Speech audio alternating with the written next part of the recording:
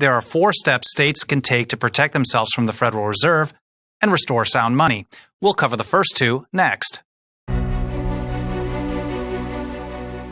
The Constitution is not merely a set of suggestions.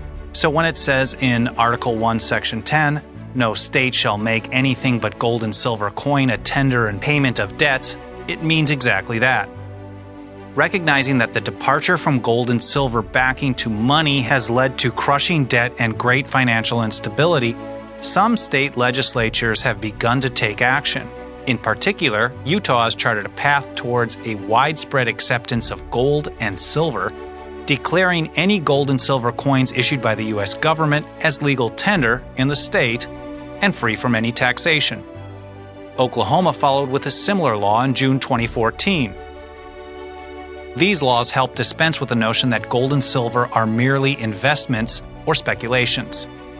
Gains on investments, more times than not, are taxed in one way or another, but reaffirming gold and silver as money removes the tax on their exchange and encourages their use. One thing that's essential for gold and silver to be used more regularly as money is the elimination of regulations that decrease its liquidity, and therefore its usefulness. Many state and local jurisdictions impose draconian rules on dealers who buy gold and silver from the public, reducing options, raising transaction costs, and endangering financial privacy.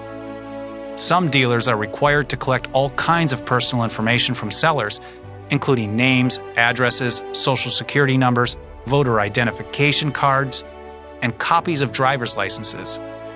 On top of that, the dealers are forced to upload all this personal information daily into law enforcement databases, along with pictures of the metals purchased.